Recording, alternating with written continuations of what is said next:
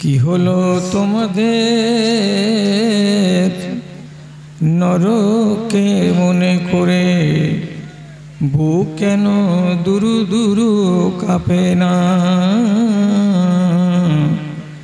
বুক কেন দুরু দুরু কাঁপে না। নয়ন দুয়ারে দেখি লাগিয়েছ তালা যে, অশ্রু দুফোঁটা কেন ঝরে না, অশ্রু দুফোঁটা কেন ঝরে না।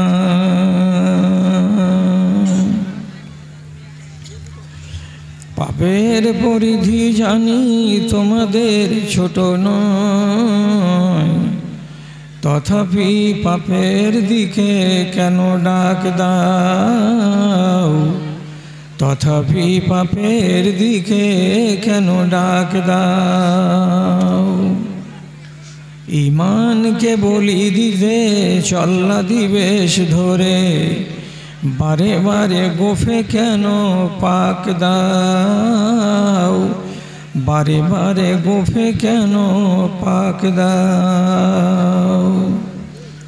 বেদনার অশ্রু কোরআন ঝরায় কত, চোখ তুলে একবার দেখো না। কি হলো তোমাদের নরকে মনে করে বুক কেন দুরু দুরু কাঁপে না, বুক কেন দুরু দুরু কাঁপে না। পলে পলে আয়ু গেল গুনে দেখ আঙুলে, সাদা চুলে একটিও কালো নাই, সাদা চুলে একটিও কালো নাই। নিশিত রাত্রি পার হবে কি করে, নিশিত রাত্রি পার হবে কি করে, মনের প্রদীপ কেন জ্বালো নাই, মনের প্রদীপ কেন জ্বালো নাই। আজ নয় কাল করে বসে থাকো তুমি যে, সময় কখনো বসে থাকে না। কি হলো তোমাদের নরকে মনে করে বুক কেন দুরু দুরু কাঁপে না, বুক কেন দুরু দুরু কাঁপে না।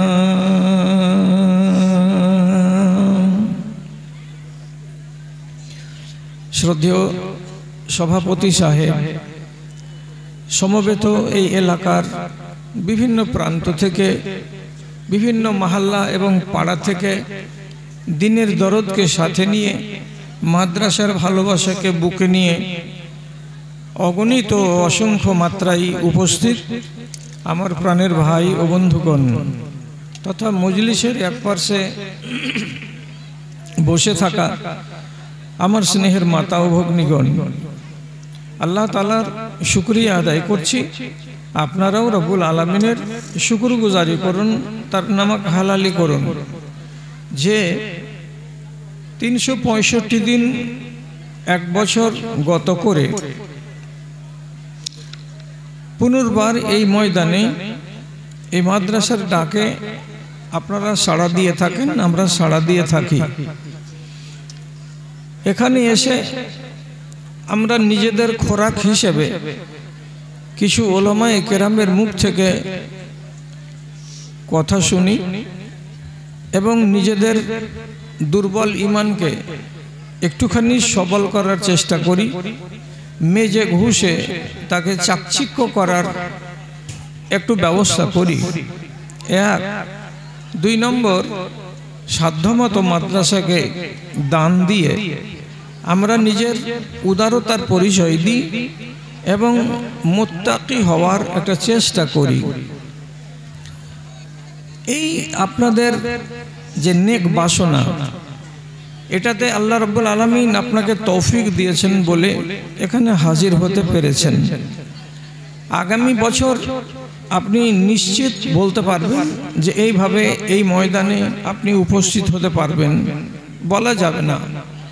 তাহলে যারা এই সুযোগ থেকে উপকৃত হতে পেরেছেন তারা আল্লাহ তাআলার শুকরগুজারি করুন, মোহাব্বতের সাথে একবার নিজের নিজের জায়গাতে জিকিরের মতো করে আস্তে করে নিজেই বলে নিন আলহামদুলিল্লাহ। তারপরে তার আখেরি রাসূল রাহমাতুল লিল আলামিন বিপ্লবী জননেতা জানাবে মুহাম্মদুর রাসূলুল্লাহ সাল্লাল্লাহু আলাইহি ওয়াসাল্লামের উপর শত সহস্র দারুদ ও সালাম বর্ষিত হোক। আল্লাহুম্মা সাল্লি আলাইহি আল্লাহুম্মা বারিক আলাইহি। বিরাদরানে ইসলাম, আমি রাজনীতির ভাষণ কখনো রাখি না, আমি রাজনীতির লোক নই। আমি আমার জাতির ঈমান নিয়ে ভাবি, তাদের ইসলামকে নিয়ে ভাবি, এবং যে সমস্ত দুর্বলতাগুলো আছে, রোগ ব্যাধিগুলো আছে, সেগুলোকে নিয়ে আলোচনা করি, পর্যালোচনা করি এবং সংশোধনের জন্য কিছু একটা হয়তো উপায় বাতলাবার চেষ্টা করি। এইভাবেই আমার জীবনটা কেটে গেল এবং বক্তৃতার জীবনে পা রেখে আজ অবধি মোটামুটি একটু কম আর বেশি 46 বছর ধরে আমি এভাবে লাগাতার চলছি। আমি কেন রাজনীতির ভাষণ দেব না? আমার কাছে আমার ঈমানের চাইতে আমার রাজনীতি বড় নয়। এই এই সবজি বসো, এই দাঁড়িয়ে কেন আছো? বসো, এই যাও না, এদিকে বসো না, যাও যাও যাও যাও বসো। এই দাঁড়িয়ে কেন আছেন না? বসেন না। আর না বসবেন তো বাইরে যান। এইভাবে স্টেজের গোড়াতে দাঁড়িয়ে থাকছেন, এর কোনো যুক্তি আছে না, কোনো অর্থ আছে? জায়গাতে গিয়ে বসে যান। তো যদি আপনার একটু সংশোধন করে দিতে পারি, তাহলে আপনি যেমন উপকৃত হবেন তেমনি আমিও উপকৃত হব। এই উদ্দেশ্যেই যত আলোচনা করছি আর করেছি সবকিছু আলোচনাই হচ্ছে কোরআন এবং হাদিসের নির্যাস এবং কোরআন ও হাদিসের আলোকে। আজকে যে কটা লোক আপনারা বসে আছেন আমার সামনে, এই সময়টা বড্ড উপযোগী সময়। এই যে একটা বিশৃঙ্খলা কে ঘটিয়ে দিয়েছে, যার কারণে একটু গন্ডগোল হচ্ছে, না হলে এই পরিবেশটা খুব শান্ত পরিবেশ, আর এই পরিবেশে কথা বলতে খুব ভালো লাগে। তবুও চেষ্টা করছি আপনাদের সামনে কিছু ভালো কথাকে তুলে ধরার। আল্লাহ রাব্বুল আলামিন সূরা ইসরার 36 নম্বর আয়াতে আমাকে অবগত করাচ্ছেন। কি বলে? খেয়াল করুন কথার দিকে। কাউরি পিছনে লাগতে চেষ্টা করিও না, কাউরি ইজ্জত নিয়ে, কাউরি মান সম্মানকে নিয়ে খেলা করার চেষ্টা করিও না। কেন? তোমার চোখ, তোমার হাত, তোমার কান, তোমার হৃদয়, এই জিনিসগুলোকে, অঙ্গগুলোকে কিয়ামতের দিন হিসাবের জন্য খাড়ো করা হবে এবং প্রত্যেকের কাছে হিসাব চাওয়া হবে। কান কি শুনেছে তার হিসাব লাগবে, অন্তরে কি কল্পনা করেছে তার হিসাব লাগবে, এবং চোখে কি দেখেছে তার হিসাব আপনাকে লাগবে, আপনার হাত কি করেছে তার আপনাকে হিসাব লাগবে। আপনি তাহলে বুঝতে পারলেন যে আমার দেহের এক একটা অঙ্গ হিসাব দেওয়ার জন্য দায়ী আছে কিয়ামতের দিন। আপনি এক কথাতে উত্তর দিয়ে বলবেন যে শুধু আমার নামটা নিলেই তো হতো, যে তোমার কাছে আল্লাহ তাআলা হিসাব চাইবেন। এভাবে অঙ্গের নাম নিয়ে কেন বললেন? তো এই জন্য বললেন যাতে আপনি বেশি সাবধানী হতে পারেন। কেন যে হাত তো দুটো আপনারই, যদি যেখানে ইচ্ছা সেখানে যেমন মন তেমন করে এই হাতকে চালান, আগেই সাবধান করা হচ্ছে, খবরদার এই হাতকে কিন্তু জবাবদিহি করতে হবে। চোখ তো আপনার, আপনার মনে যেটা লাগবে সেটা আপনি দেখবেন, ঠিকই তো কথা, কিন্তু আগেই আপনাকে সাবধান করা হচ্ছে চোখকে ব্যবহার করার আগে একটু খেয়াল রাখতে হবে যে আমার চোখ বেলাগাম হয়ে যেটা ইচ্ছে সেটাই দেখছে, যেদিকে মন চাইছে সেদিকেই নজর দিচ্ছি, না আমি একে সংযমী করে রাখতে পেরেছি। এই জন্য এক একটা অঙ্গের আল্লাহ রাব্বুল আলামিন নাম উল্লেখ করে বলছেন যে খবরদার এইগুলো অঙ্গের যেন রাফ ব্যবহার না হয় এবং উলট পালট করে যেন আপনি এগুলোকে ব্যবহার না করেন। হিসাব বলে যদি ভয় থাকে তবে সব থেকে মানুষের ক্ষতি করে থাকে কি দিয়ে? সব থেকে বেশি ক্ষতি হয় মানুষের কোন জিনিস দিয়ে? এক হাত দিয়ে আর এক মুখ দিয়ে। এই দুটো জিনিসকে আপনাকে সংযমে রাখতে হবে, অনিবার্য কথা। এই জন্য রাসূলুল্লাহর কাছে একদিন একটা লোক জিজ্ঞেস করে বললেন, আইয়ুল মুসলিমে খায়রুন, হে আল্লাহ পাকের রাসূল, আমাদের ভেতরে হাজার হাজার মুসলমান আছে, এই মুসলমানগুলোর ভেতরে সব থেকে ভালো মুসলমান কোনটাকে বলা যাবে? রাসূলুল্লাহ তার জবাবে বললেন, মান সালেমাল মুসলিমুনা মিন লিসানিহি ওয়া ইয়াদিহি, যেই লোকটার হাত থেকে এবং যেই লোকটার মুখ থেকে তার পাড়া প্রতিবেশী, তার গ্রামের লোক, তার টোলার লোক, এলাকার লোক যদি নিরাপদে থাকে, তাহলে পরে এই লোকটা হলো উন্নত মানের মুসলমান। মুসলমান তো লো কোয়ালিটিরও আছে আর মুসলমান হাই কোয়ালিটিরও আছে। এখানে হাই কোয়ালিটির মুসলমান কোনটা? তো যার হাত থেকে এবং যার মুখ থেকে তার বাড়ির লোক, তার পাড়া, তার প্রতিবেশী, তার গ্রামের লোক নিরাপদে থাকতে পারবে, নিরাপদে আছে, নিরাপদে আছি, তাহলে সেই লোকটা হলো হাই কোয়ালিটির ইমানদার। কেন? আপনি আপনার হাত অন্যায়ভাবে কখনো কোনো চাকরের উপরে উঠাননি, আপনি আপনার হাত অন্যায়ভাবে কোনো বউয়ের উপরে, বেটির উপরে, স্ত্রীর উপরে উঠাননি। আপনার মুখ আপনার সামনের বাড়ির লোকের সামনে অকথ্য ভাষা দিয়ে তাকে টার্গেট করেননি। আপনার বাড়ির কোনো মানুষের দ্বারাই ভুল হয়েছে তো তাকে আঁশ তুলে দেওয়ার মতো ভাষা দিয়ে আপনি তাকে টার্গেট করেননি। তাহলে যেই মানুষটা নিজের মুখটাকে সংযমে রেখেছে, যে মানুষটা নিজের হাতখানাকে সীমানার মধ্যে রেখেছে, অনিয়ম ব্যবহার করেনি, অন্যায় ব্যবহার করেনি, এই লোকটার কি টাইটেল আল্লাহ তাআলা নবী দিলেন? ইনি হচ্ছেন সবচাইতে ভালো মুসলমান। তাহলে আপনি এবার নিজের হিসাব কালকে থেকে করবেন না করবেন না? কতদিন নিজের বউকে মেরেছেন অন্যায়, হিসাব করতে হবে না হবে না? কতদিন চাকরের গালে থাপ্পড় মেরেছেন, মনে আছে? যদি মনে থাকে তাহলে এগুলোকে নিয়ে কিন্তু আপনাকে অনুশোচনা করতে হবে। আপনার মুখ কতটি মানুষকে আঘাত দিয়েছে আপনি হিসাব করতে পারবেন? নিশ্চয়ই পারবেন। মুখ যখন আপনার, বলেন আপনি, তাহলে হিসাব তো নিশ্চয়ই আপনি রেখেছেন। কাকে কুবাক্য বলেছি, কাকে অকথ্য ভাষা বলেছি।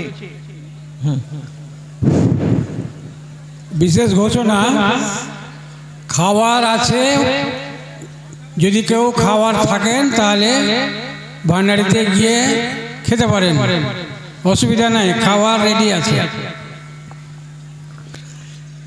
মুখের যখন হিসাব আমাকে লাগবে আর হাতের, তাহলে আমি নিজে একটু ভালো হয়ে যাই।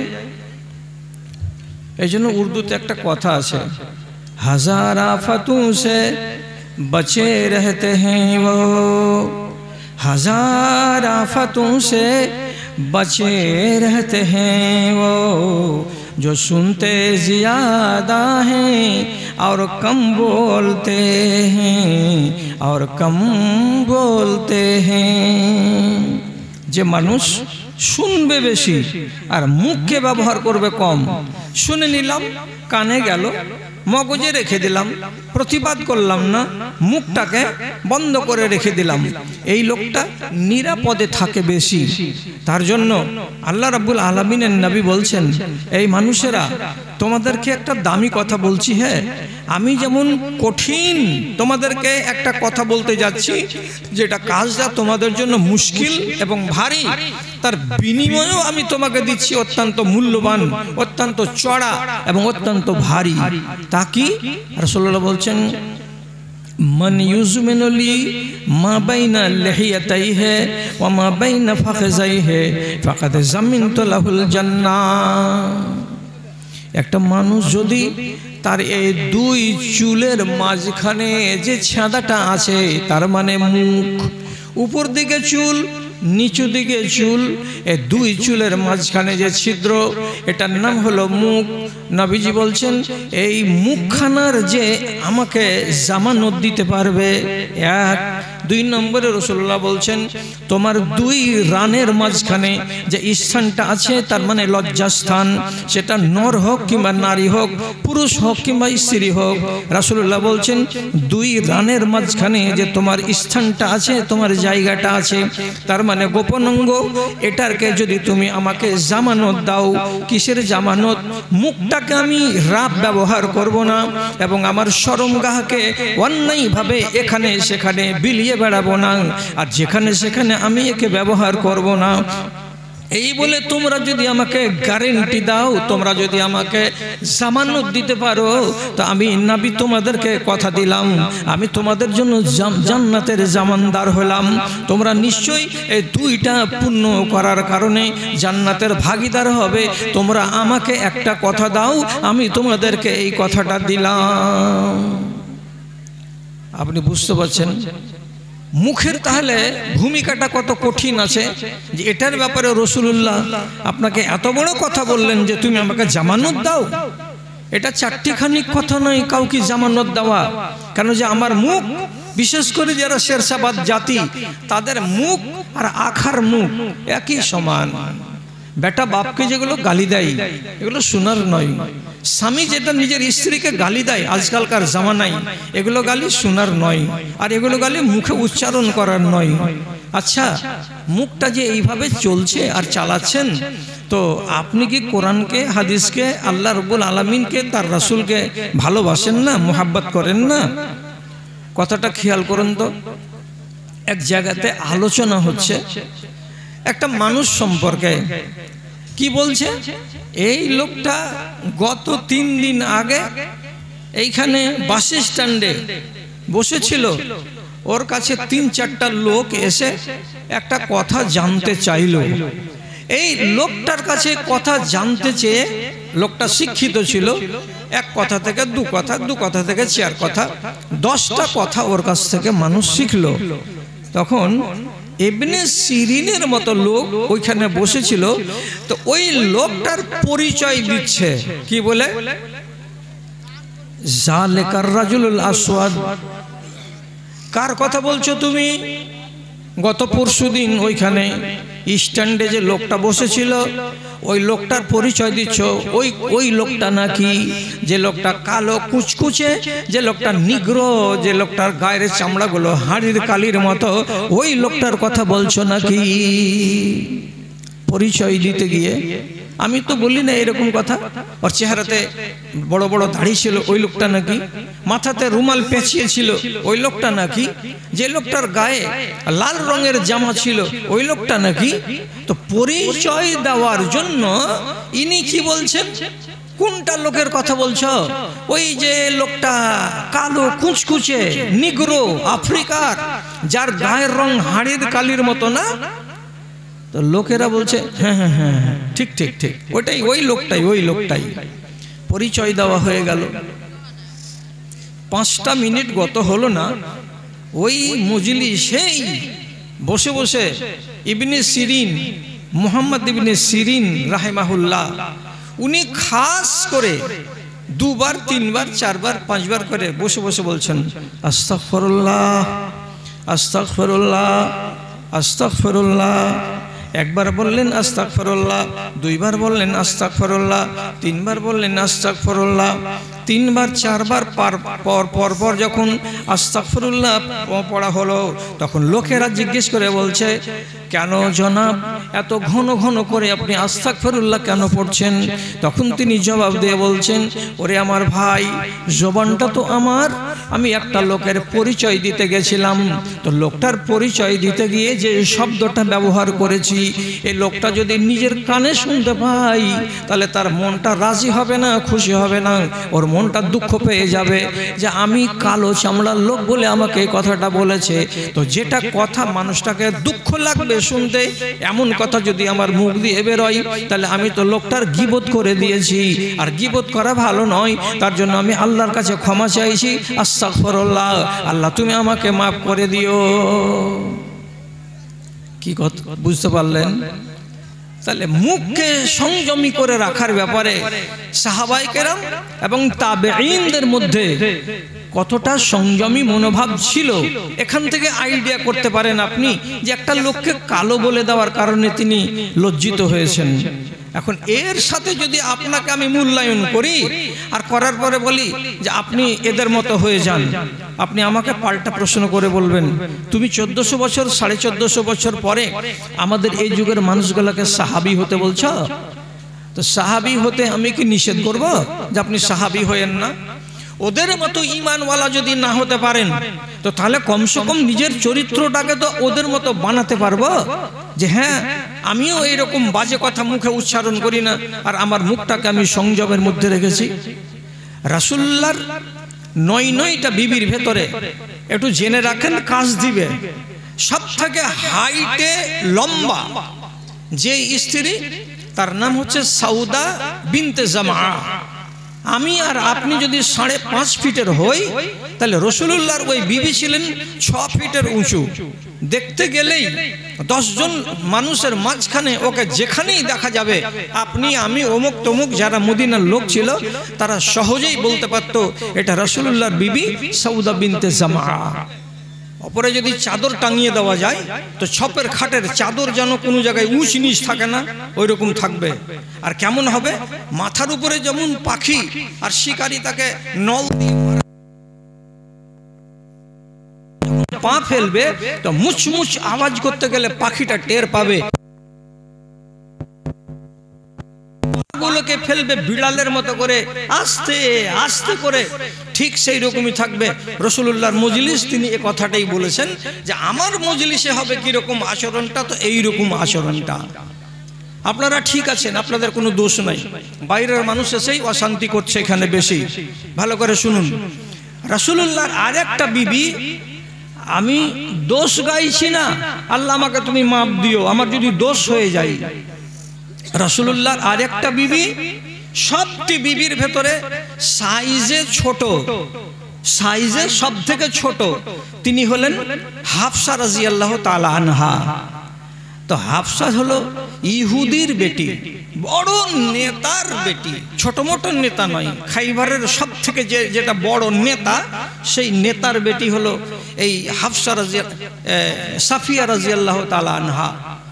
তো সাফিয়া যে ছোট সাইজের, তার জন্য আম্মা আয়েশা অর্থাৎ রাসূলুল্লাহর আরেক বিবি, এই তখন রাসূলুল্লাহর সামনে বিবিদের আলোচনা পাড়তে গিয়ে বলছেন, আলাইসাত সাফিয়াতু কাজা ওয়া কাজা ইয়া রাসূলুল্লাহ।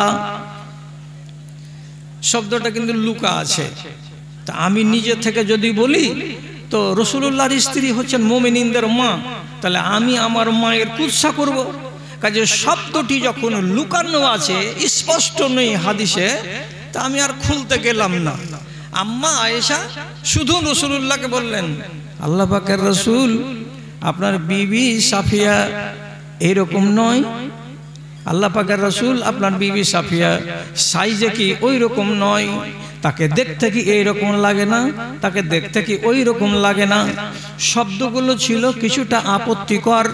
যেমন আপনাকে যদি আমি দেখতে পাই আর আমি বলি যে এই লোকটা বেঁটে, আপনাকে যদি আমি দেখতে পাই আর আপনার পাগুলো যদি ছোট ছোট লাগে, তো আমি হয়তো বলি যে লোকটা কেমন, দেখো তো দেখতে কেমন লাগছে, কেমন কেমন লাগছে, দিয়ে যদি বাজে ভাষাগুলো ব্যবহার করি, তো ঠিক এই রকমই আম্মা আয়েশা কোনো একটা আপত্তিকর শব্দ সাফিয়া সম্পর্কে বললেন।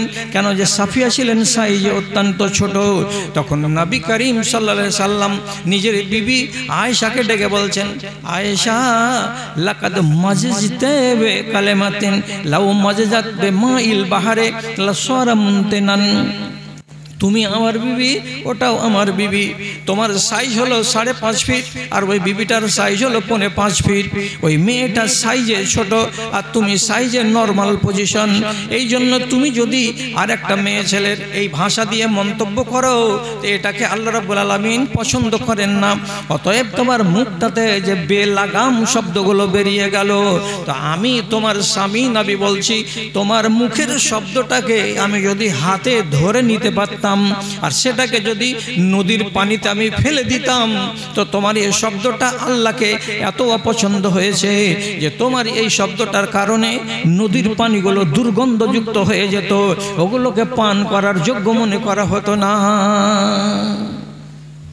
তাহলে যদি রাসূলুল্লাহ নিজের স্ত্রীকে বলতে পারে যে তোমার মুখের ভাষাগুলো একটু গোলমেলে হলো, আর এমন গোলমেলে হলো যে নদীর পানি পর্যন্ত বিষাক্ত হয়ে যেতে পারে, এবার আপনি নিজে বলেন তো, আপনি যদি হিসাব বলে বিশ্বাস করেন যে না আল্লাহর কাছে আমাকে দাঁড়াতেই হবে হিসাবের জন্য, আর কেন বিশ্বাস করবেন না রে বাপ?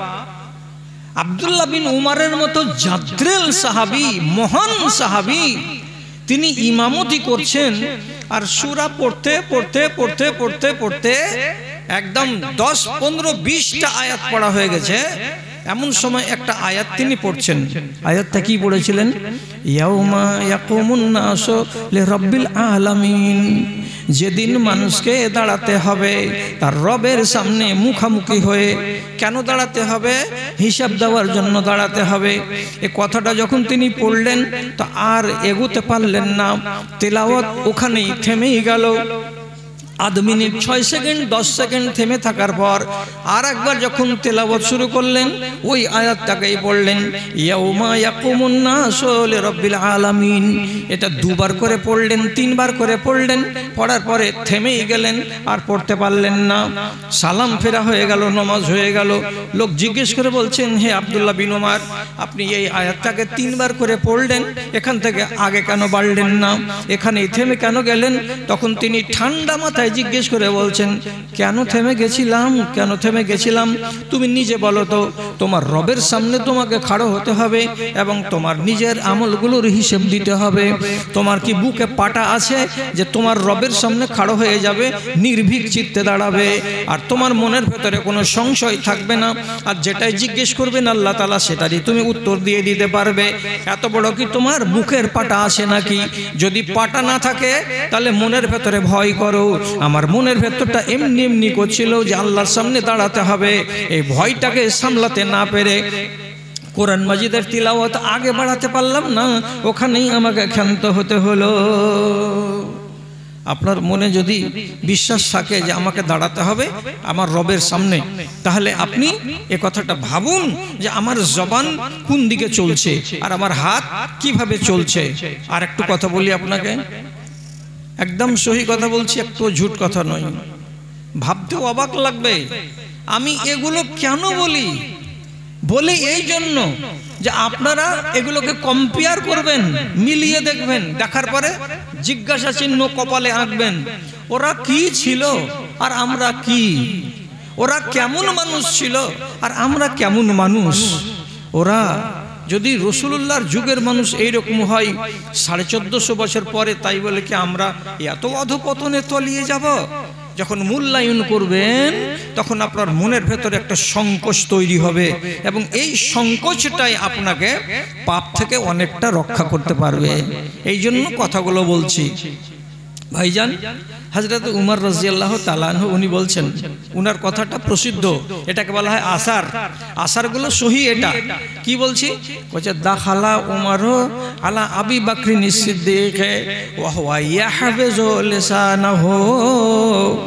হযরত উমর বলছেন, আমি একদিন বেড়াবার উদ্দেশ্যে এক পা দু পা করে হাঁটতে হাঁটতে আমার বন্ধু আবু বকরের বাড়ি চলে গেলাম। আবু বকরের বাড়ি যদি গিয়ে দেখছি তো হযরতে আবু বকর রাদিয়াল্লাহু তাআলা আনহু নিজের জিভটাকে বাম হাত দিয়ে টেনে ধরে আছেন। আরে জিভটাকে টেনে ধরে আছেন আর খিঁচে নিয়ে আছেন, কথা বলছেন না। আমি যখন চলে গেলাম, জিভটাকে টেনে ধরেছিলেন। ওই হালাতে যখন আমি জিজ্ঞেস করলাম, মা বালকা আবু বকর তোমার ব্যাপারটা কি, এই জিভটাকে এমনি করে খিঁচে টেনে ধরে আছো কেন? তখন তিনি হাতটাকে ছেড়ে দিয়ে উমরের দিকে আঙুল তুলে বলছেন, হাযাল্লাযী আওরাদানা লিল মাওরিদা। উমর তোমাকে কি বলবো, এই যে জিনিসটা আছে, অঙ্গটা আছে, এরই কারণে আমাকে কত কথা শুনতে হচ্ছে, আর এরই কারণে কত জায়গাতে আমাকে গিয়ে অনেক রকমের প্রশ্নের সম্মুখীন হতে হচ্ছে। যদি এটা না থাকতো তাহলে এতগুলো আমার উপরে আসতো না বাবাল। এই জিভটার কারণে আমার উপরে মুসিবত আসে, এই জিভটার কারণেই আমাকে অনেক সমস্যার মুখোমুখি হতে হয়। তার জন্য জিভটাকে টেনে ধরে আছি, আর আমি কৈফিয়ত নিচ্ছি এর কাছে। খবরদার জিভটা তুই বল রে, আজ থেকে তোর মুখ থেকে, তোর জিভ দিয়ে যেন কোনো বাজে কথা না বেরোয়। আজকে থেকে এমন কথা বলবি না যে যার কারণে তোকে বিচারের সম্মুখীন হতে হয়। তুমি আবু বকর, তুমি যদি বাঁচতে চাও তো তোমার জিভটাকে বাঁচাও। এই জন্য জিভকে শাস্তি দিচ্ছি, আর কথাটা যেন আমি ভুলে না যাই, যে যদি মুখ থেকে ফসকে বাজে কথা বেরিয়ে যায় তো আবার তোমাকে টেনে ধরবো, আবার তোমাকে আমি খিঁচে ধরবো। কেন তুমি তোমার মুখ দিয়ে, তোমার জবান দিয়ে এমন বাজে কথা বের করতে গেলে? আল্লাহ, এই লোকটার কি চেহারা না ঈমান? তিনি যে এই কাজটা করছেন, আপনি ভাবুন তো একবার যে তার ঈমানটা কত ছিল। আর এত বড় ঈমানদার লোক এই কাজ করবেন, কল্পনা করা যায়? সহি হাদিসের ভিতরে লেখা আছে, আপনাকে ঝুট কথা বলছি না, একদম ডানে আর বামে, আগে আর পিছে আলেম ওলামা বসে আছেন, উনারা আমার সাক্ষী, উনাদের সামনে বলছি। রাসূল করিম সাল্লাল্লাহু আলাইহি সাল্লাম আবু বকর সম্বন্ধে এই কথাটাই বলেছেন। কি বলেছেন? লাউ উযিয়া ঈমানু আবি বকরিন ফি কাফাতিন ওয়া ঈমানু আহলি দুনিয়া ফি কাফা। দাড়ি পাল্লাতে দুটো পাল্লা হয়, দুটো বাসন হয়, এদিকে একটা বাম দিকে একটা।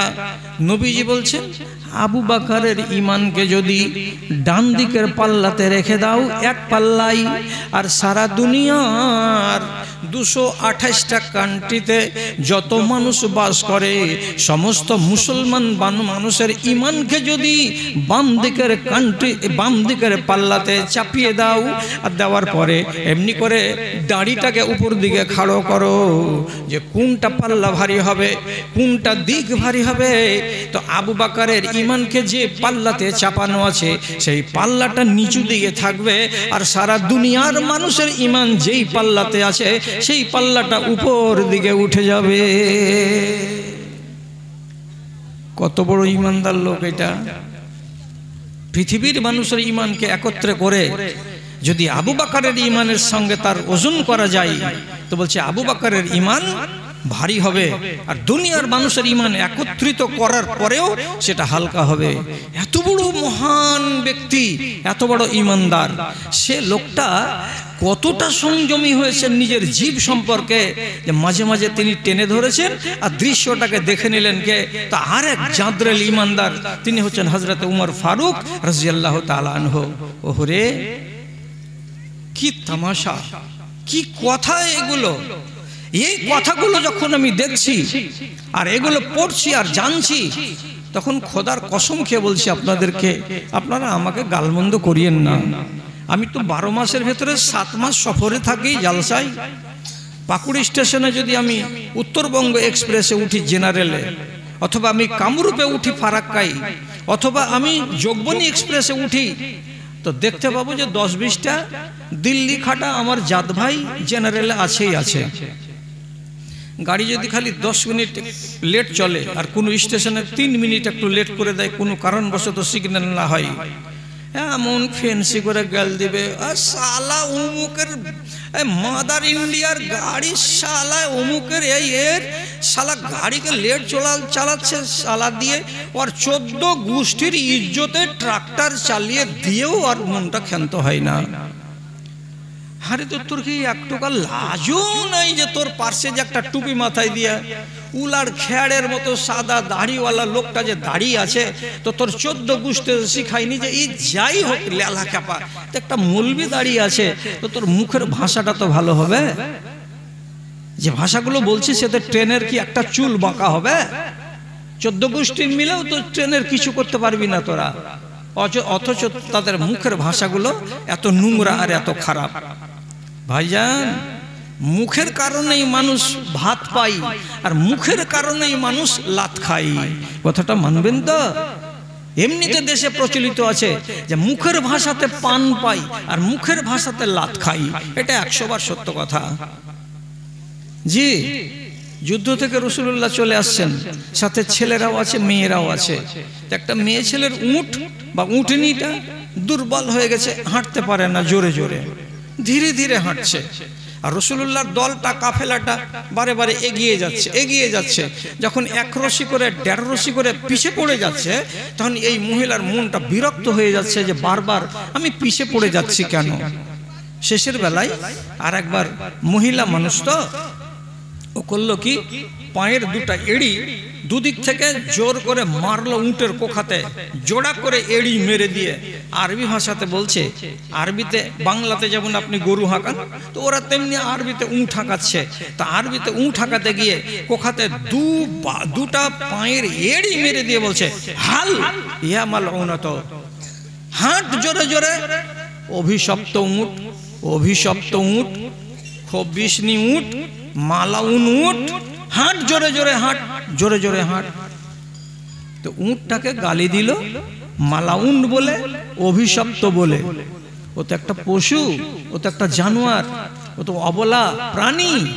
ওকে যখন গালি দিল, রাসূলুল্লাহ আগে ছিলেন, নিজের উটের লাগামকে টেনে ধরলেন, আর ধরার পরে শেষে বলছেন কি, মানিল কাইল লেহাজহি, কে বললে এমন কথা গো, আমি একটু জানতে চাই।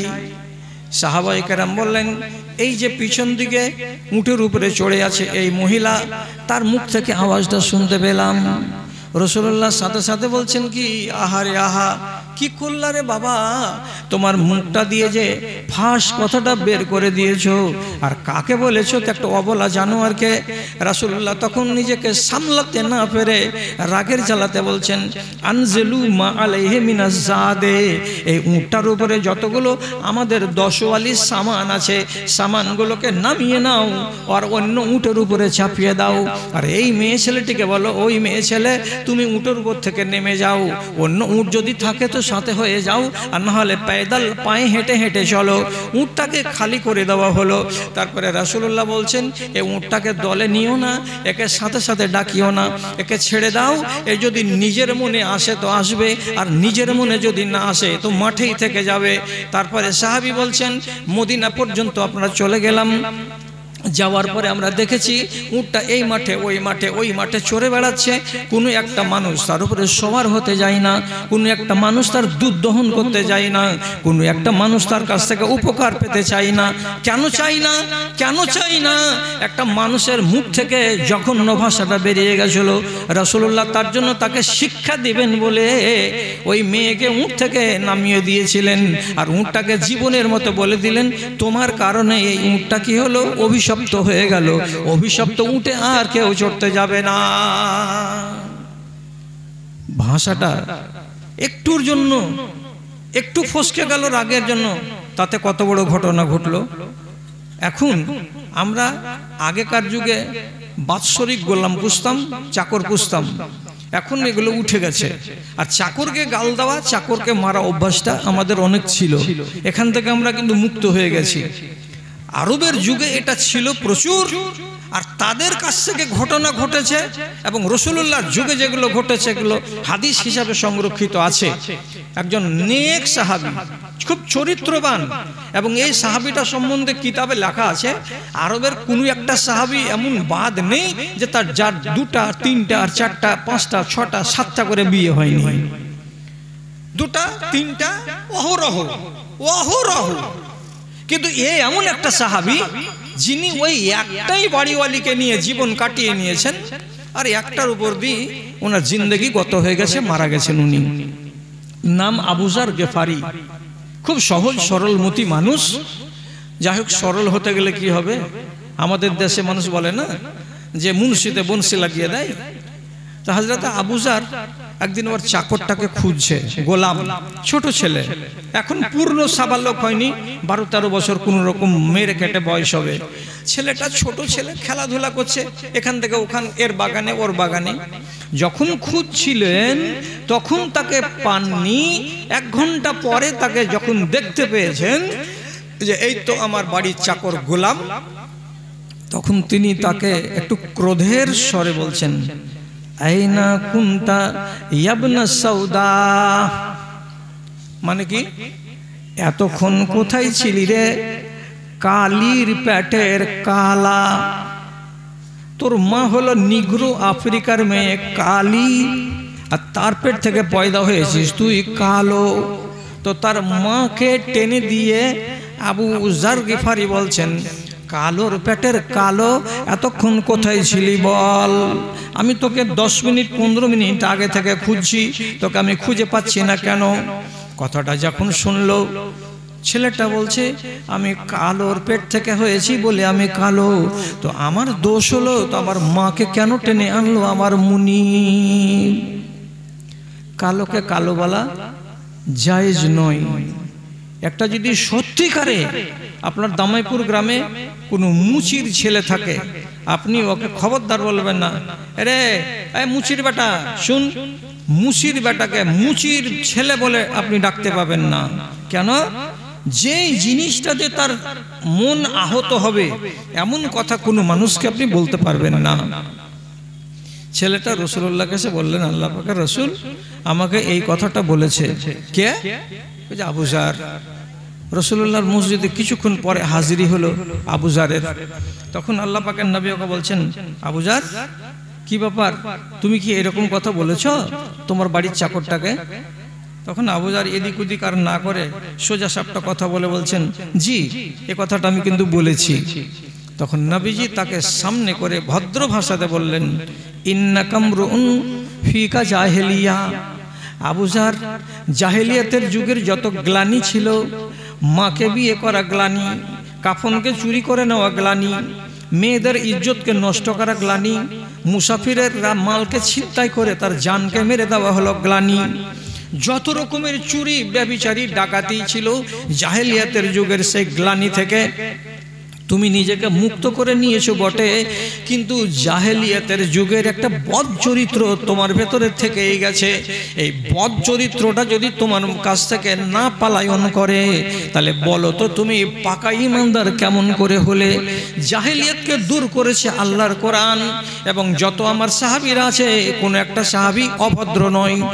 আগে যা ঘটে গেছে ঘটে গেছে, ঈমান আনার পরে আমার একটা সাহাবীকেও ব্যভিচার করে না, একটাও সাহাবীকেও মারামারি করে না, একটাও সাহাবী কেউ মদ পান করে না, একটাও সাহাবী কোনো মেয়ে ছেলের আবরুকে লুটতে যায় না, আর কোনো মানুষের কাছ থেকে এমন অসৎ আচরণ পাওয়া যায় না। তাহলে তোমার মতো একটা সাহাবী ঈমান কবুল করার পরে জাহেলিয়াতের যুগের চরিত্র কেন থেকে গেল? এখান থেকে যদি মুক্ত হতে না পারো আবু যার, তো বড্ড বিপদ আছে। আবু যার লজ্জিত হয়ে গেলেন। আহ, কেন বললাম কথাটা গো? সোজা করে যদি বলতাম তাও তো বলা যেত না, কিন্তু মাকে টেনে কথা বলেছি। কি করব? কাফারা কি করতে হবে? 2 দিন পর বাজার গেলেন। বাজার গিয়ে ইয়ামান দেশের চাদর হলো বিখ্যাত সেই যুগে, তো একখানা চাদর কিনলেন, নিজের গায়ে চাপালেন, আর একখানা চাদর কিনলেন একই থানের একই দামের ওই ছেলেটার জন্য, দিয়ে ছেলেটার গায়ে চাপিয়ে দিলেন। নিজের গায়ে কাশ্মীরি শাল আছে, আমি মালিক, আমার গায়ে থাকতে পারে। আমার গায়ে লাল মিলি থাকতে পারে, আমি টাকাওয়ালা লোক, কিন্তু আমার চাকরের গায়ে কেন লাল মিলি থাকবে, কাশ্মীরি শাল কেন থাকবে? চাকর আর মালিক দুজনই এক কোয়ালিটির চাদর গায়ে দিয়ে হাঁটতে হাঁটতে হাঁটতে হাঁটতে চলে আসছে মদিনা মসজিদের দিকে। লোকেরা বলছে, কি ব্যাপার গো, দেখে দুজনকে মনে হচ্ছে বাপ বেটা, আজকে তো চাকর আর মালিক মনে হয় না, কি ব্যাপার? হাদিস, আলাইহি হুল্লাতুন ওয়া আলা গোলামিহি হুল্লাতুন, এর গায়ে আছে একটা বড় চাদর আর ওরও গায়ে আছে একটা বড় চাদর। এর চাদরের দাম যদি 700 টাকা হয়, তো ওর চাকরের গায়ের তার চাদরের দাম হলো 700 টাকা। একই দামের একই রঙের চাদরটা গায়ে দিয়ে মালিক আর চাকর দুজনই হেঁটে হেঁটে চলে আসছে। লোকেরা জিজ্ঞেস করলো, এমনটা কেন করেছো? তখন আবু যার রাদিয়াল্লাহু তাআলা আনহু বলছেন, আইয়ার তহু বি উম্মিহি, আমি 3 দিন আগে একটা ভুল করেছিলাম, আমি একটা অন্যায় করেছিলাম, সেই অন্যায়টা আমার জুবানের দ্বারাই হয়েছিল, আর আমি সেই ভুলটা করেছি বলে তার খেসারত দেওয়ার জন্য এই ছেলেটাকে একই দামের চাদর গায়ে দিয়েছি, যাতে করে রব্বুল আলামিন আমার ভুলের কাফারাটা বিনে নেন, যাতে করে আমি যে কথাটা বলেছিলাম সেটা যেন মার্জনা হয়ে যায় আর আমার খাতাটা যেন পরিষ্কার হয়ে যায়। এর দ্বারাতে এটাই কামনা করেছি বলে আমি তাকে এত দামি চাদর তার গায়ে তুলে দিলাম। ভাই, কি কথা! যদি এগুলোর থেকে আপনি সবক না নেন, তাহলে আর কি দিয়ে আপনাকে সবক দিব? আমি তো ইচ্ছা করলে কাশ্মীরে এই ঘটে গেল, আমি তো তুলতে পারি। বিহারের ইলেকশনে এই হয়ে গেল, আমি তো তুলতে পারি। এসআই এর ফর্ম ফিল আপ করতে গিয়ে 16টা বিএলও মরে গেল, আমি তো আলোচনা করতে পারি। তো বিএলও মরে গেলে আপনার ইমান ভালো হবে কি? হবে না। এটা করে হবে না। কে সরকার করলো আর কে করলো না, ওটা যদি আমি আপনার সামনে বলি, আপনার ইমানের 1 পয়সা লাভ দেবে না। এই জন্য আল্লাহ রাব্বুল আলামিন নিজে বলেছেন, ওয়াইজা তুলিয়াত আলাইহিম আয়াতুহু যাদাতুহুম ঈমানা। মানুষের ঈমানকে যদি একটু বাড়াতে চাও, মানুষের ঈমানকে যদি একটু টোকা মারতে চাও, তার মগজে যদি একটা জিজ্ঞাসা চিহ্ন বসাতে চাও, তাহলে তার সামনে কোরআনের কথা বলতে হবে, তার সামনে সাহাবীদের জীবনী টেনে এনে কথা বলতে হবে। আর এইগুলো থেকে যদি মানুষেরা জ্ঞান পায় তাহলেই পাবে। আর যার দিলের উপরে মোহর মারা আছে, হাদিস বললেও কোরআন বললেও সারা রাত যদি গত করে দেয়, তবুও সে সেখান থেকে কোনো জ্ঞানের আধার খুঁজে পাবে না। রাসূলুল্লাহকে একটা লোক এসে জিজ্ঞেস করছে, সোজা সাপটা প্রশ্ন, ছোট্ট একটা প্রশ্ন, ছোট প্রশ্ন, খেয়াল করুন কি প্রশ্নটা। মান নাজাতো ইয়া রাসূলুল্লাহ। কয় লাইন হবে লিখতে গেলে?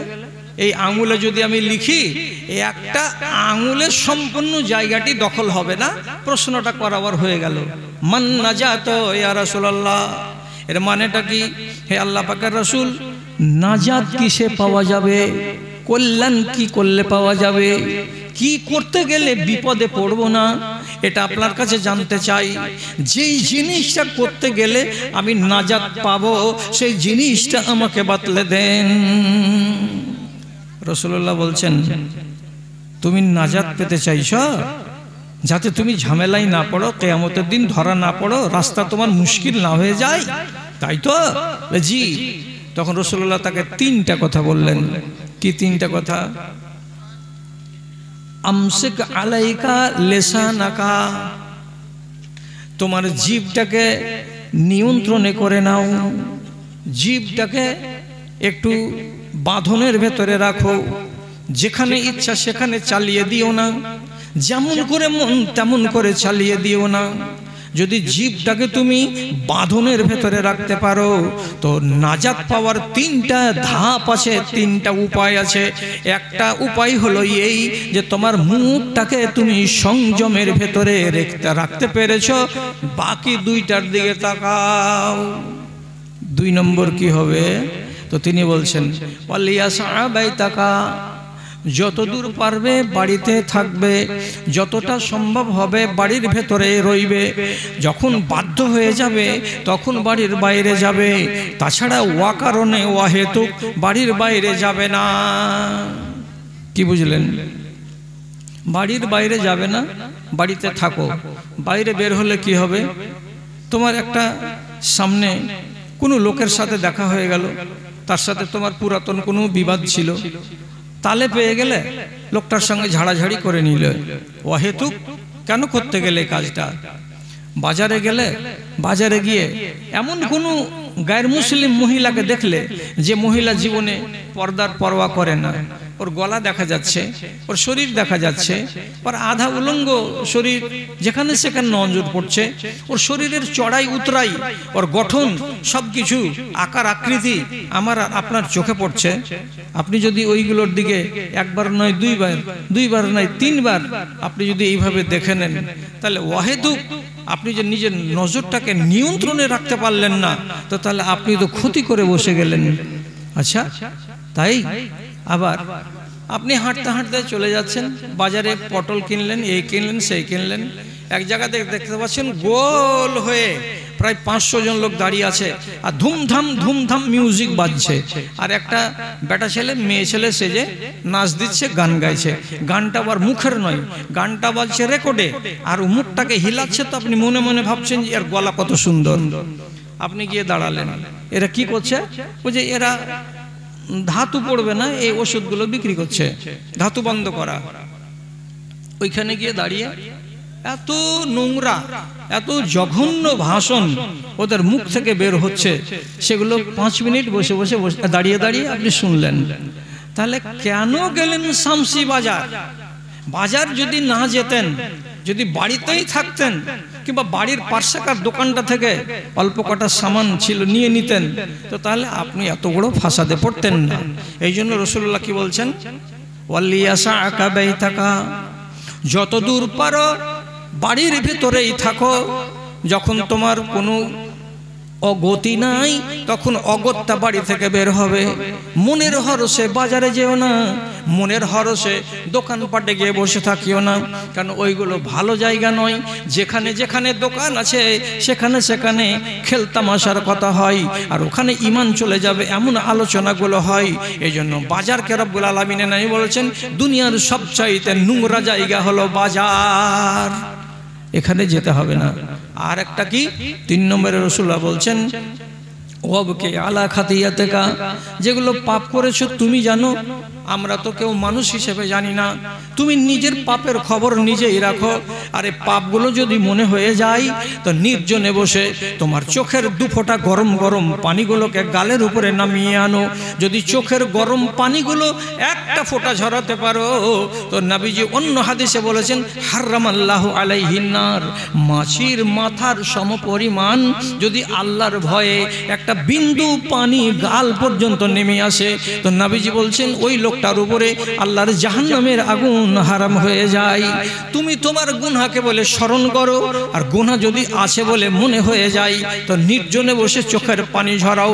এই 3খানা কাজ যদি করতে পারো রে, তাহলে তুমি নাজাত পেয়ে যাবে। আর নাজাত পাওয়ার জন্য তোমাকে 3টা ধাপের কথা দিলাম, একটা যদি থাকে বাকি 2টা না থাকে, কল্যাণ হবে তো দেরি হবে।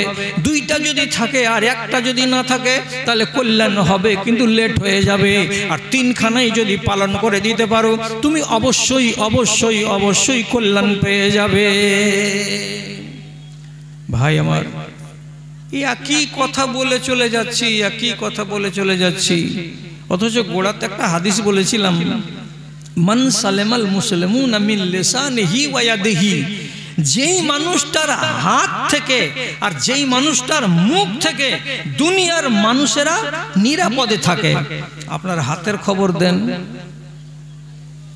আপনি তো মুখের খবর দিলেন আর মুখের খবর নিলেন, আপনার হাত কিভাবে চলে এটা বলেন। আজকে কি একটা মোবাইল নিয়ে কি হলো আর না হলো, চোখের সামনে সরকারি পিটন গড়গড়ানি, 50টা ছেলে মিলে একে আর ওকে, হাত যে কতটি পড়লো আর চললো, তো সকালে কমিটিকে বসতে হবে বিচার বিবেচনা করতে। হাতটা যে উঠে যাচ্ছে কাউরি ওপরে, এই হাতটাকে আপনি ওয়াজিব উঠাচ্ছেন না অন্যায় উঠাচ্ছেন, এটা দেখতে হবে আপনাকে। আপনি যদি বিশ্বাস করতে না পারেন তাহলে আপনাকে আমি সত্য কথা বলছি, আমার যেখানে টাইম আছে সেই টাইমখানিকে দুভাগ করা আছে। 15টা মিনিট আছে ভিক চাহার জন্য, আর 2.25 ঘন্টা আছে আপনার সাথে কথা বলার জন্য। তা আমি আমার ঘড়ির দিকে দেখে আছি, আপনার টাইমকে ইনশাআল্লাহ আমি খেয়ানত করব না, আর ডান আর বাম করব না। তার আগে মাঝখানে আমাকে আপনি টুকাটুকি করিয়েন না। রাসূলুল্লাহ উহুদ যুদ্ধের দিন লাইন সোজা করছেন, সোজা করো লাইন। লাইন সোজা থাকতে গেলে কাম সোজা হবে, এবং নিয়ন্ত্রণ যিনি করছেন তার পক্ষে সুবিধা হবে। যেগুলোকে ভাগ করে করে দিয়েছেন, একটা গ্রুপের নাম হলো মাইমানা, এদিকে ডান দিকে এরা আছে 4 লাইন, এদিকে হলো মাইসারা, এদিকে আছে এরা 4 লাইন, এরা বাম ভাগের ভাগ। একগুলো আছে সামনের সারিতে, এরা আছে 4 লাইন। তো রাসূলুল্লাহ যুদ্ধের ময়দানে গেলে মিলিটারিদেরকে এইভাবে উনি ভাগ করে করে দিয়ে আলাদা আলাদা করে খাড়ো করতেন, এবং সংকেত ব্যবহার করতেন। কি সংকেত? ডানের লোকগুলো ঝাঁপিয়ে পড়বে, বামের লোক ঝাঁপাবে না। বামের লোক ঝাঁপিয়ে পড়ো, ডানের লোক ঝাঁপাবে না। সামনের লোক ঝাঁপিয়ে পড়ো, সামনের লোক ঝাঁপাবে। ডান আর বাম দাঁড়িয়ে দাঁড়িয়ে দেখবে। যিনি নিয়ন্ত্রণ করবেন তিনি এই 3 ধরনের মিলিটারির দিকে তাকিয়ে থাকবেন আর দেখবেন, তাহলে সুচারু রূপে যুদ্ধকে নিয়ন্ত্রণ করা যাবে এবং জয়কে ছিনিয়ে আনা যাবে। তো রাসূলুল্লাহ লাইন সোজা করছেন, আর লাইন সোজা করতে করতে এক জায়গাতে কি হয়েছে, একটা সাহাবী একটু আধখানা হাত পরিমাণ লাইন থেকে বেড়ে আছে। তো লাইন থেকে যখন খানিকটা বাড়া আগে, তো রাসূলুল্লাহ সোজা করতে গেলে হাতে ছিল একটা ছড়ি, এই যে লাঠি, এই লাঠিটা দিয়েই ইশারা করছেন আর সোজা করছেন, ইশারা করছেন আর সোজা করছেন।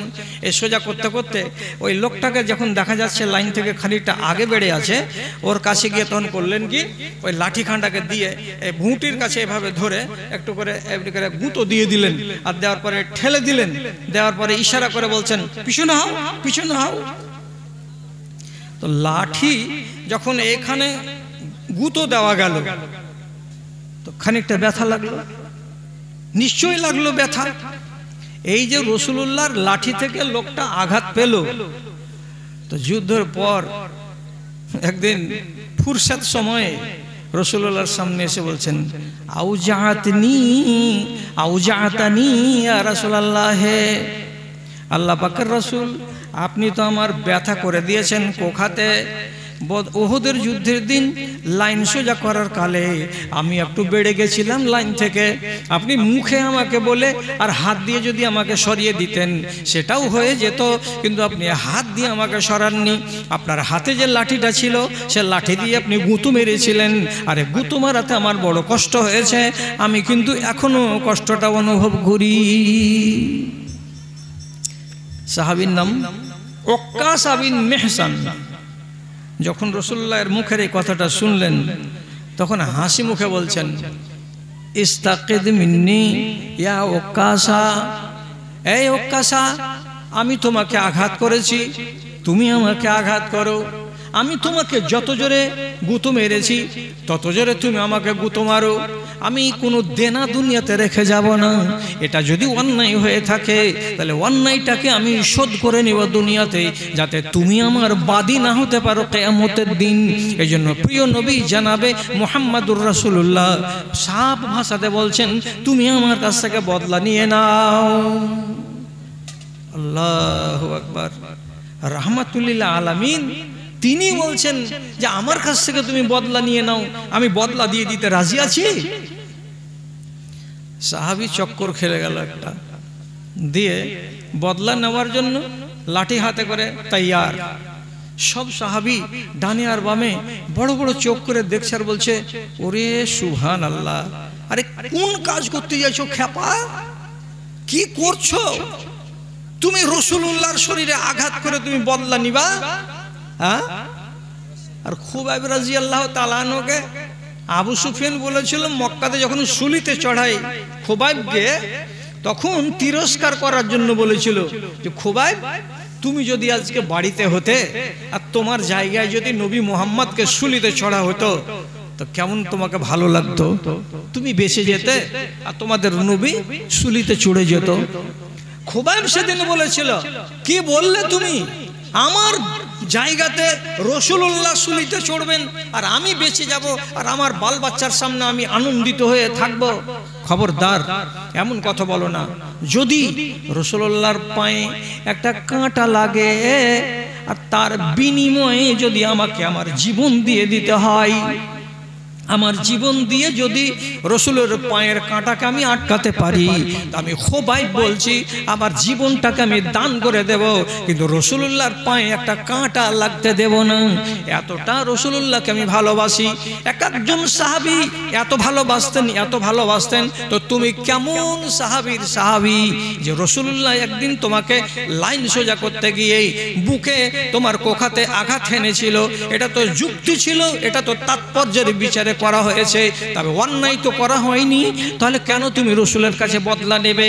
লোকের এতগুলো ইঙ্গিত সত্ত্বেও ওকাশা বিন মেহসান বলছেন, তোমাদের কারো কথা শুনবো না, বদলা নেওয়ার স্থির করেছি, বদলা নিয়েই ছাড়ব। এইবার রাসূলকে বলছে, আল্লাহ রাসূল, যখন আমার গায়ে আপনার লাঠি আঘাত লাগে তখন আমার গায়ে কাপড় ছিল না, আমি তো খালি গায়ে ছিলাম, ওই অংশটা আমার, আর আপনার শরীরে এত লম্বা জুব্বা। আল্লামা আলবানী হাদিসটাকে হাসান বলেছেন। কেউ 7-5 ভাবিয়েন না, অত কাঁচা কথা বলে ঝুটা কথা বলে পালাবো না এখান থেকে। তো আমার গায়ে তখন কাপড় নেই আর আপনার গায়ে কাপড়, তো আমি এভাবে কেমন করে বদলাটা নিব? তো রাসূলুল্লাহ বলছেন, ঠিক আছে, যদি তোমার গায়ে তখন কাপড় না থেকে থাকে তা আমিও আমার গা থেকে কাপড়টা সরিয়ে দিচ্ছি। রাহমাতুল্লিল আলামিন এমনি করে কোখা পর্যন্ত কাপড়টাকে তুলে দিলেন। আর যেমনি কোখা পর্যন্ত তুলে দেওয়া, লোকেরা সবাই মনে মনে ভাবছে একটা গুঁতো মেরে দেবে রাসূলুল্লাহর কোখাই আর দিয়ে বদলাটা চুকিয়ে নেবে। সবাই হা করে দৃশ্য দেখছে। আর যখনই আল্লাহ পাকের রাসূল কোখাটাকে উদাম করে দিয়ে তার সামনে ধরলেন, সাথে সাথে ওকাশা বিন মেহসান রাসূলুল্লাহর কোমরের কাছে খালি জায়গাটাতে চট করে গিয়ে একটা চুমু দিয়ে দিলেন। আর চুমু দেওয়ার পরে নিজের হাতে কাপড়টাকে এমনি করে নামিয়ে দিলেন। দেওয়ার পরে বলছেন, আল্লাহ পাকের রাসূল, বদলা নেওয়া হয়ে গেছে, আর বদলা নিতে বাকি নাই। রাসূলুল্লাহ বলছেন, এটা কোন কথা হলো? তুমি এভাবে আঘাত মারতে চাইলে আর তুমি এখানে পিঠে চুমা খেলে আর খাওয়ার পরে জামাকে নামিয়ে দিলে আর দেওয়ার পরে বলছো যে যা আমার করার ছিল করা হয়ে গেছে, আমি আমার বদলা চুকিয়ে নিয়েছি। তো এটা কেমন বদলা হলো? তখন সাহাবী বলছেন, ইন্নী উরিদু আন ইয়ামুসা জালাদি বে জালাদেকা জিলদি বে জিলদেকা, আমি চাইছি আমার চামড়াটা আপনার গায়ের চামড়ার সাথে একবার লাগুক। এটা যদি লেগে যায়, ইউহাররিমুল্লাহু আলাইহান নার, আপনার শরীরে যে আমার শরীরটা এভাবে ঘষ্টন লেগেছে, আপনার শরীরে যে আমার শরীরটা লেগেছে, এর দৌলতে আপনার শরীরকে যেমন জাহান্নামের আগুনে টাচ করবে না, তো এরই দৌলতে আপনার শরীরে আমার শরীর লেগেছে, আমার শরীরকেও আল্লাহ রাব্বুল আলামিন তার জাহান্নামে দেবেন না। এই মহান উদ্দেশ্যে আপনার শরীরের ওই অংশটাতে চুমা খেয়ে দিলাম। আমার মুখটা আপনার শরীরে লেগেছে, আমার মুখটা আপনার কোখায় লেগেছে, আপনার চামড়াটা আমার চামড়ায় লেগেছে। তো আপনি যেমন বরকতের লোক, আপনি জান্নাতে যাবেন, তো আপনার চামড়াকে ছোঁয়ার কারণে এই বরকতেও আমি আল্লাহর জান্নাতে যাব। এই উদ্দেশ্যেই এটা আমি করেছিলাম। উদ্দেশ্য নেই, কিন্তু প্রথম চিত্রটা কি? রাসূলুল্লাহ কি বললেন? বদলা চুকিয়ে নাও। তাহলে হাত চলে গেছিল, তো এই হাতটা রাসূলুল্লাহ যুক্তিযুক্ত চালিয়েছিলেন, তার উপরেও তিনি রাজি হলেন, আমার বদলা নিয়ে নাও। দাদা, আমি এখনো বলছি, আর আমি বেশি দিন বলতে পাবো না। কেন পাবো না? আমি 66 বছরে পড়েছি, আর আমার বাপ 77 বছর বয়সে মারা গেছেন। আমার বাপের সমান তাগত আমার ভিতরে নেই, আর ওর মতো আমার কাছে শক্তিও নেই। আমি 10-15 বছর আগেই একদম নিঢাল হয়ে গেছি, আমার চলার যোগ্যতা কমে গেছে। বারবার এসে আপনাকে যে আবার কোনো নসিহত দিতে পারবো তা ভরসা করে বলতে পারি না। এই জন্য বলছি, যদি কোনো ভাইয়ের এমন ঘটনা ঘটে থাকে, কোনো মানুষের উপরে আপনি রাগের বশে হাত চালিয়ে দিয়েছেন, দুনিয়াতে শোধবোধ করে নেন। কিভাবে শোধবোধ করব? ওর হাত ধরে, ওর ঘাড় নেড়ে, ওকে ভাই বলে, ওকে নানা বলে, ওকে দাদা বলে আপনি ওকে রাজি করে নেন, যাতে ওই ক্ষোভ ওর মনের ভেতরে থাকে আর ক্ষোভ নিয়ে ও কবরে চলে যায়। যদি মরে যায়, কেস কিন্তু হাইকোর্টে চলে যাবে। আর মরার আগে যদি আপনি মিটিয়ে নেন, তাহলে এটা কিন্তু আর কিছুই হবে না। আপনি বিশ্বাস করবেন কি, আজকে যদি একটা মেঢ়া আর একটা মেঢ়াকে অন্যায়ভাবে যদি সিংয়ের গুঁতো দিয়ে থাকে, অন্যায়, তাহলে এই মেঢ়াটা কিয়ামতের দিন যে হুঁড়া খেয়েছে হাজির হবে, আর যে সিং মেরেছিল সে মেঢ়াকে আল্লাহ তাআলা হাজির করবেন আর দিয়াকে বলবেন, তুমি ওকে এক সিংয়ের গুঁতো দিয়ে দাও। সিংয়ের যখন গুঁতো দেওয়া হয়ে যাবে, তখন আল্লাহ রাব্বুল আলামিন দুটোই মেঢ়াকে বলবেন, তোমরা মাটি হয়ে যাও, তোমরা মাটি হয়ে যাও, এও মাটি হয়ে যাবে, এও মাটি হয়ে যাবে। কিন্তু রব্বুল আলামিন বলছেন, অন্যায়কে রেখে দিয়ে আমার কোনো ফয়সালা নয়, সব চুকিয়ে দেওয়া যাবে কিয়ামতের দিন। তাহলে একটা মেঢ়া, তার যদি বদলা আল্লাহ রাব্বুল আলামিন হাসরের ময়দানে দিয়ে দেন, তাহলে আপনি যে মানুষ, ওরা কিন্তু মিটিয়ে দিল, কিন্তু আপনাকে তো মিটাবেন না, হয় নরকে আর না হয় স্বর্গে, কোনো এক জায়গাতে আপনার ঠাঁই হবে। তাহলে আপনি কেন মিটিয়ে নিবেন না? মিটিয়ে নেন। আর আবার বলছি যে হাতটাকে এতদিন যা করেছেন করেছেন, আগামী দিনে আমার কথাটাকে শুনে একটু সংযমী করেন। বলবো একটা আজব কথা, বসে বসে শুনেন। এরপরে আবার আপনাদের যেন ঘুম না আসে, তার জন্য একটা চ্যাংড়া বক্তা আছে। চ্যাংড়াগুলোর তো হিসাব কিতাবই আলাদা, ওটা আপনারা বুঝতে পারছেন। ওকে জগিয়ে রাখা আছে। একটা আধ বুড়া চলে গেল, আর আমি এবারে পাকা বুড়া চলছি। এরপরে একটা একবারে বাছুর আসবে দামড়া। তো আপনি তাড়াহুড়া করিয়েন। আমার টাইম কতক্ষণ আছে? 1:30 পর্যন্ত। তাহলে 5টা মিনিট 15 হতে দেন, তাহলে আমি ছেড়ে দেবো ইনশাআল্লাহ। ঠিক আছে, তাড়াহুড়া করিয়েন না। ইবনে সিরিন বলছেন, আমি কাবার সেহানে তোয়াফ করছি, কাবার সেহানে তোয়াফ করছি, আর আমার সাথে আগে পিছে একটা লোক তোয়াফ করছে। তো কাবার সেহানে যারা তোয়াফ করেছেন, তারা তো আপনারা জানেন যে মানুষ কত না দোয়া করে আল্লাহ তাআলার কাছে। যদি বলেন যে মুলি সাহেব এগুলো বুঝতে পারি না আমরা, দাদা আমার যারা জুয়ান ভাই আছো তাদেরকে বলছি, ছোট ভাই আবার তোমার অ্যান্ড্রয়েড মোবাইলকে একবার চালু করো আর কাবার তোয়াফ দেখো। কত মানুষ কাবার গিলাফকে ধরে কাঁদছে, কত মানুষ হাজারে আসওয়াদে মুখ লাগিয়ে কাঁদছে, কত মানুষ মুলতাজামে হাত লাগিয়ে কাঁদছে, কত পাগল আছে, বেকারার আছে। তোমারও ভিতরটা বেকারার হয়ে উঠবে যদি তামাশাগুলোকে দেখো। কত মানুষ দোয়া করছে নিজের গুনাহ খাতাকে মার্জনা করার জন্য। ইবনে সিরিন বলছেন, আমি একটা লোকের গোড়া দিয়ে হাঁটছি, তোয়াফ করছি, তো লোকটা দোয়া করছে। বারে বারে কি বলে দোয়া করছে, কত দিকে খেয়াল করেন। আল্লাহুম্মা গফিরলি ওয়া ইন্নী আ'লামু ফাইন্নাকা লা তাগফিরুনি। কি মানে, হে আল্লাহ তুমি আমাকে মাফ করে দাও, কিন্তু আমি জানি তুমি আমাকে মাফ করবে না। কি কথা, তুমি আমাকে মাফ দাও, কিন্তু আমি জানি যে তুমি আমাকে মাফ করবে না। এটা কথা বারবার বারবার বলছেন। তখন আমি একবার ওকে থামিয়ে দিলাম, আর থামিয়ে দিয়ে বলছি, আরে বাবা দোয়া করছো আল্লাহ তাআলার কাছে, তো এইভাবে কেন? আল্লাহ তুমি আমাকে মাফ দাও, আর আমি জানি যে তুমি আমাকে মাফ করবে না। এই শেষের কথাটা কেন বলছো বারে বারে? তখন বেচারি চোখের পানি আরো ঝরিয়ে হাউমাউ করে কেঁদে বলছে, বাবারে আমি যেটা পাপ করেছি, পাপটা ছোটখাটো পাপ নয়, এই জন্য আমার হৃদয়টা বলছে আল্লাহ তাআলা আমাকে মাফ করবেন কিনা, এই জন্য কথা বলছি এইরকম করে, আল্লাহ তুমি আমাকে মাফ দাও। আবার বলছি আল্লাহ তুমি আমাকে হয়তো মাফ দিবে না। কি করেছো তুমি, কি করেছো তুমি? তো তো শুনো কি করেছি আমি। হযরতে উসমান গনি রাদিয়াল্লাহু তাআলা আনহু তিনি হলেন 3 নম্বর জান্নাতি ব্যক্তি এবং তিনি হলেন রাসূলুল্লাহর জামাই।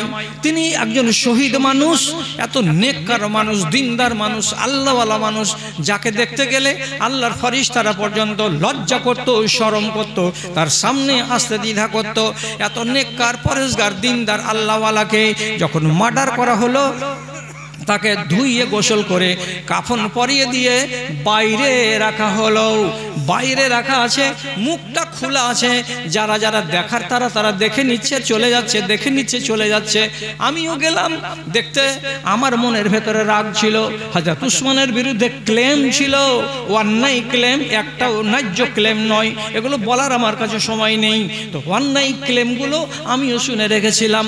আমার মনের ভেতরে রাগ জন্মেছিল, যদি সুযোগ পাই কোনোদিন তা উসমানের গালে একটা থাপ্পড় মারবই মারবো। যতদিন পর্যন্ত তার গালে একটা থাপ্পড় না মারতে পাবো, ততদিন আমার মনটা শান্তি পাবে না। উসমান যখন মারা গেলেন, কাফনে যখন শোয়ানো ছিল, লোকের ভিড় ছিল না, বারান্দাতে শোয়ানো ছিল। আমি সুযোগ পেয়ে গেলাম, মরা মানুষের কাছে গেলাম, দেখার ভান করে, আর দেখবো ঘোড়ার ডিম। আমি তার গালের উপরে, মরা মানুষের গালে ডান হাত দিয়ে তাড়াম করে একটা চড় কষে দিলাম। আর চড় কষে দেওয়ার পরে মনে মনে হাসতে হাসতে ওখান থেকে ফেরত চলে এলাম। উসমানকে মাটিতে ভরে দেওয়া হয়েছে। তারপর থেকে আমি আরামে নেই। আমার হাতে ঝিমঝিমি রোগ লেগে গেল, আমার হাতটা শূন্য হয়ে গেল আস্তে আস্তে। তারপরে কি হয়েছে, হাতটা আসবাহা উদান, একটা জীবনের কাঠ যেমন মরা ডাল হয়ে যায়, ওরকম মরা ডালের মতো আমার হাত হয়ে গেছে। এখানে কোনো শক্তি আমি পাই না। তার জন্য আমি ভাবছি আরও হয়তো আমার আযাব বেড়ে যাবে নাকি, আরও হয়তো আল্লাহ তাআলা আমাকে আরও কঠিন আযাবে ফেলবেন নাকি। যে হাতখানা দিয়ে চড় মেরেছিলাম, সে হাতখানা শুকনো কাঠের মতো হয়ে আছে। তাই আল্লাহ রাব্বুল আলামিনের কাছে কাবার প্রাঙ্গণে দোয়া করছি, আর বারবার করে বলছি, আল্লাহ মাফ করে দাও, কিন্তু জানি তুমি আমাকে মাফ করবে না। আল্লাহ তুমি আমাকে মাফ করে দাও, কিন্তু জানি তুমি আমাকে মাফ করবে না। ইবনে সিরিন বলছেন, পরকার কথাটা বলিও না, বারে বারে আল্লাহকে বলো, আল্লাহ তুমি মাফ করে দাও, আল্লাহ তুমি মাফ করে দাও। বান্দার কাজ হলো পাপ করা, আল্লাহর কাজ হলো মাফ করা। হাতকে অনিয়ম ব্যবহার করেছিল। খেসারত কত বড় দিতে হলো, খেসারত দিতে হলো অনেক লম্বা। তাহলে আপনাকে যে ছেড়ে দেওয়া হবে, এটা তো আর নয়। ভাইজান, বাপজান, দাদাজান, আমার মায়েরা, আমার খালারা, যতজন লোক আপনারা আছেন, আপনাকে বলছি সলিড ঈমান নিয়ে বাঁচতে হলে নিজের মুখটাকে হেফাজতে রাখবেন, নিজের হাতটাকে হেফাজতে রাখবেন, চোখটাকে হেফাজতে রাখবেন। এই অঙ্গকে যদি আপনি হেফাজতে রাখতে পারেন, আপনার ঈমানটা থাকবে সলিড। আর সলিড ঈমানদার লোকের কিয়ামতের দিন হিসাব হবে না, বিনা হিসাবে জান্নাতে যাবেন।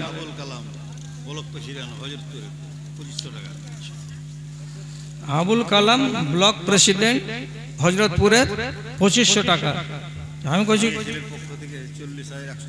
মেয়ে ছেলের পক্ষ থেকে 40,100, এটি নাকি? আচ্ছা আচ্ছা, আলহামদুলিল্লাহ, 40,100 টাকা। আর এটি এসেছে, এটাও মেয়ে ছেলের পক্ষ থেকে 32,850 টাকা। আলহামদুলিল্লাহ। তাহলে মা বোনদের কাছ থেকে 2 প্যাকেটে এসেছে, বেশ, দুটাতে 32-এর উপরে করে 65,000 64,000 টাকা। আর এ ভাই ইনি দিয়েছেন এখানে 2500 টাকা। তো উনি এখন কি পদে আছেন? এ ভাই তো পদে থাকা মানুষ 2500 টাকা দিয়েছেন, একটু কম লাগছে শুনতে, কম হয়ে গেছে অবশ্যই। আচ্ছা, পরের বক্তাটাকে কি আওয়াজ দেওয়া গেছে, ওকে আনতে গেছে? আগে পাঠান, মানে বক্তারা ফের সিং রায়। হ্যাঁ, আমি সিং রায় না, আমি যে লেবাসে আছি, যেমনি ডাকলো একদম রুস্তম বদনা ফেলে দিয়ে হাঁটলো, কোনো কথা নাই। তো ও তখন দেখেন যে কত দেরি করে আর কি করে আর না করে। আর যখন আমার টাইম 1:30টার সময়, তো আলহামদুলিল্লাহ ও বক্তাটা যেন চলে আসে। নতুন ছেলে, নওজোয়ান ছেলে, এখন এখানে কোনোদিন আসে উনি, তো আসেন একটু বড় ধরনের দানগুলা নিয়ে। আলহামদুলিল্লাহ আমার এক ভাইজান উনি 500 টাকা দান করেছেন। আল্লাহুম্মা সাল্লি আলাইহি আল্লাহুম্মা বারিক আলাইহি আল্লাহুম্মা ইযহু বিল ইলমি ওয়াল হিলমি ওয়া যায়িনহু বিল ঈমানি ওয়াত তাকওয়া ওয়া লা তুআরিজু বিল ফিতানি ইয়া রাব্বাল আলামিন আমিন। তোমার আদেশে দিন চলে যায়, তোমার আদেশে দিন চলে যায়, আধার নেমে আসে রাতে, কত যে শক্তি লুকায়ে রেখেছো তোমার নিপুণ দুই হাতে।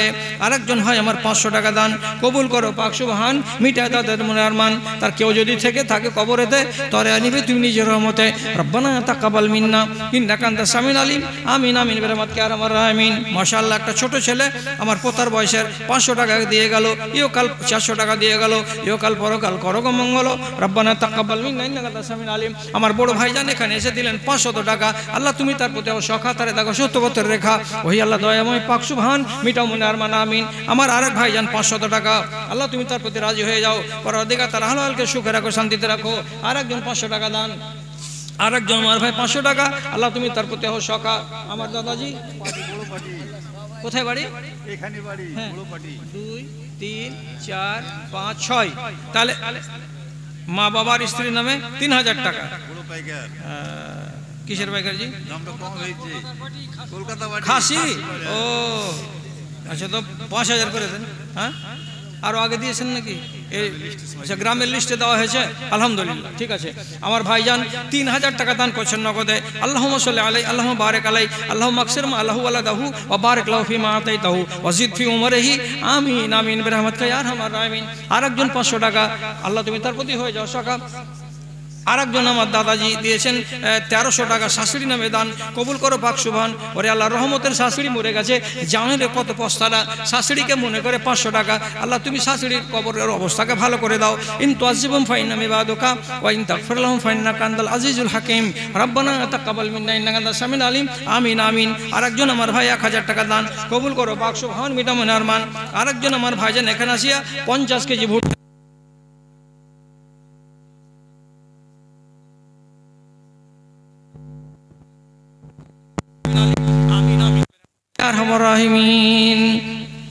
দুনিয়াতে বিনা পয়সাতে একটা জিনিস পাওয়া যায়। হ্যাঁ, মার জন্য, মা মারা গেছে নাকি? আল্লাহুম্মা সাল্লি আলাইহা আল্লাহুম্মা বারিক আলাইহা আল্লাহুম্মা ইযহা বিল ইলমি ওয়াল হিলমি ওয়া যায়িনহা বিল ঈমানি ওয়াত তাকওয়া আমিন। আরেকজন আমার ভাই 1000 টাকা দান কবুল করো পাক সুবহান মিটা মনে আরমান আমিন আমিন। বিনা পয়সাতে দুনিয়াতে মশওয়ারা পাওয়া যায়, পরামর্শ। খালি আপনি একজনকে কয়েন হাজি ভালো ডাক্তার কাকে পাবো? হার্টের ডাক্তার এগুলো দেয়। খালি বলে দেখেন 4 দোকানে 7টা লোক আপনাকে 7 রকমের পরামর্শ দিবে, বলা বাদ দে ভেলোর চল যা। আরেকজন বলছে হ্যাঁ মালদাতে সুজল ডাক্তারের কাছে আমার মা ভালো হয়ে গেল। আরেকজনে বলবে চা চলে যা। আরেকজনে মশওয়ারাটা বিনা পয়সাতে এ দুনিয়াতে পাওয়া যায়। আমি